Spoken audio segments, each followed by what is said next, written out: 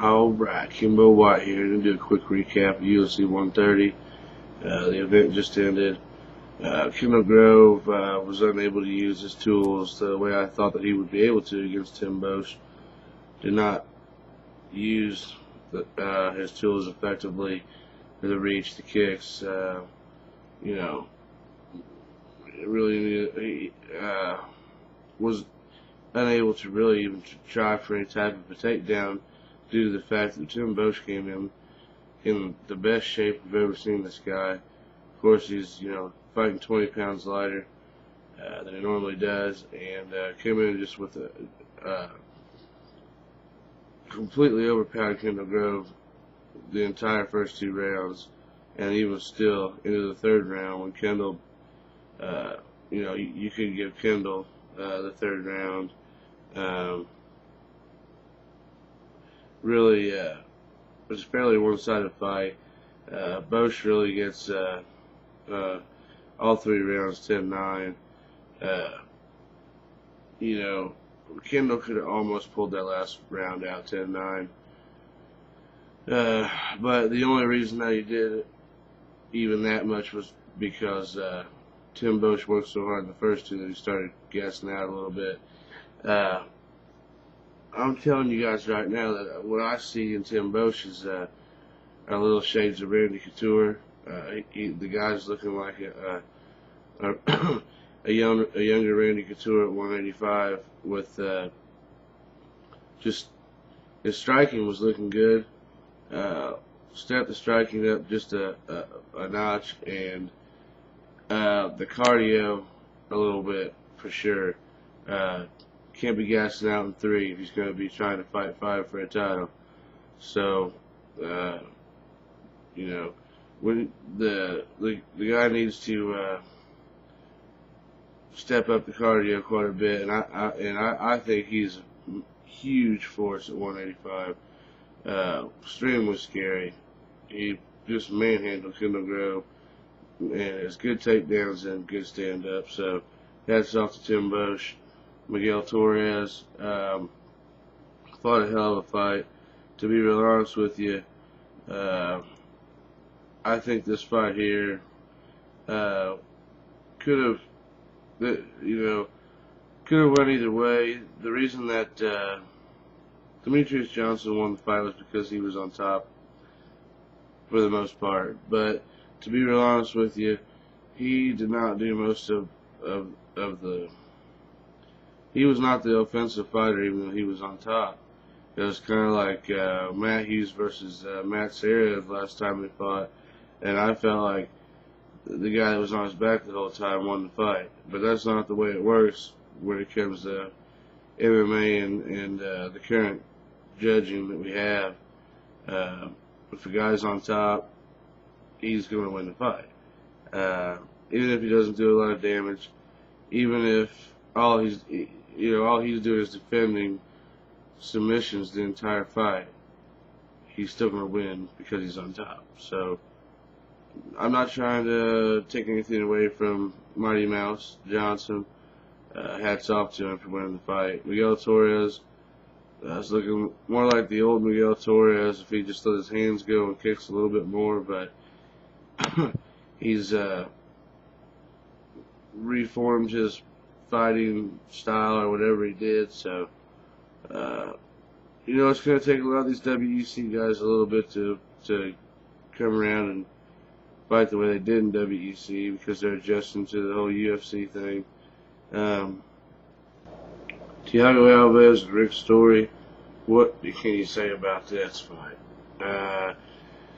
Except for good things about both guys. Two guys with steel chins, two of the best chins in the fight game today.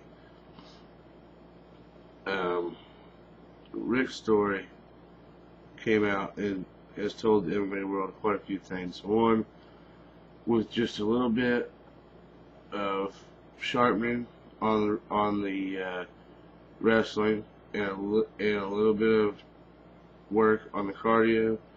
This guy's John Fitch level, working his way to GSP level. We're talking about a dangerous guy here who obviously showed everybody that, you know, he can use his wrestling against a guy that has good takedown defense and great striking, and he can stand and bang with probably just about anybody. Hats off to Thiago, gave him a hell of a fight. To be honest, Alvarez would have knocked out a lot of guys. Lands some great strikes. But to be honest, Story would have probably put a lot of guys down in that first round. Thiago Alvarez ate some pretty good punches and walked right through them. A lot of guys would have been dropped, would have been done. So, awesome. More hats off to both guys, and watch out for Rick Story. Brian Stann looking good, pulled out the victory. Brian Stann's looking better and better every time we see him, and I look for Brian Stann to do big things. Been watching him since his first fight. In those first couple of wars back in WEC with I'm drawing a blank right now, but anyways, it's a whole other story. Let's see here. Stephen Struve, Travis Brown. I'll tell you what, Travis Brown looks tough, and I think Travis Brown should probably get Frank Mir. That's what I think. Travis Brown, Frank Mir. Travis Brown, awesome. Thanks for making my prediction wrong on this one, because he gave us the best finish of the night, knockout of the night. It was the only finish of the night, and it was a sweet Superman punch. Struve saw the fake left coming and was going to counter it with a right, and just got bit completely backwards with a straight right punch, and then hammer fisted to the jaw, and he's out. Frank Mir, Roy Nelson. Frank Mir destroys Roy Nelson.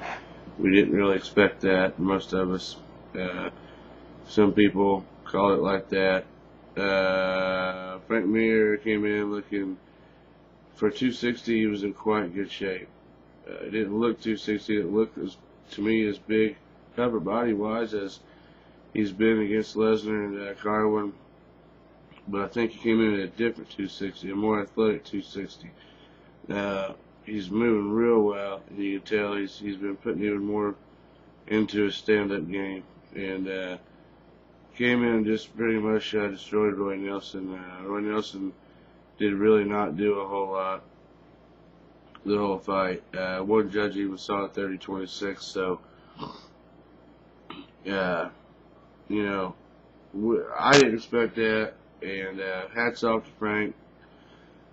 Hats off to Roy for even lasting through that third round, because what this fight boiled down to was athletic guy coming in, athletic heavyweight, and saying, look, Roy Nelson is talented as a guy gets, but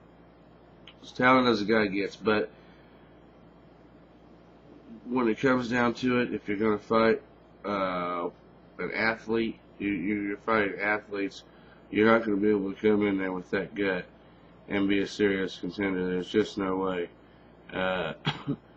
If it comes down to anything past the first round, Roy Nelson's in real bad shape, man.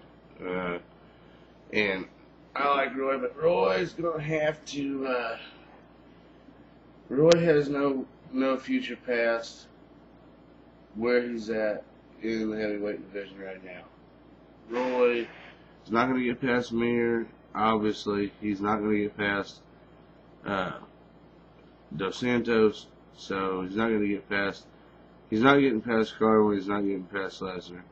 Still wouldn't mind watching him fight them two guys, but why would he want to stay at heavyweight, except for to take a couple more fights and make some, make a decent payday? If he wants a future, if he wants a title future, he needs the guy's gonna have to put some work into it, maybe, and consider 205. I don't see it happening. So, whatever, maybe Roy Nelson just go ahead and be the heavyweight gatekeeper for the next few years. he's happy doing that, I'll be happy watching him fight a few more guys at heavyweight, whatever, you know. And then the main event, here's exactly how I called that one. Quentin Rampage Jackson, Matt Hamill in a war that ended up being kind of just a sloppy, slow, half-ass fight. But I really didn't expect the sloppy, slow, half-ass part. I expected the war, and I expected Rampage to win the war. So that's what happened. Rampage dominated Matt Hamill for the most part. Matt Hamill wins some decent strikes in the first round, and never got Quentin Rampage Jackson off his feet one time. So that's that. And the prelims on Facebook were quite good. Me and T-Bow and Oliveira was awesome fight. Carrioso McDonald was a good fight. Escobedo and whatever you say it, Barao or whatever, wasn't the most exciting fight in the world, but it wasn't a bad fight either. It overall, for a night of fights that didn't have any, only had one finish, and really kind of had a fairly lackluster main event. It was still a good night of fights, and it was well worth watching. I didn't fall asleep on them, so that's good. It's been the last word with Kimbo White. Everybody have a good night.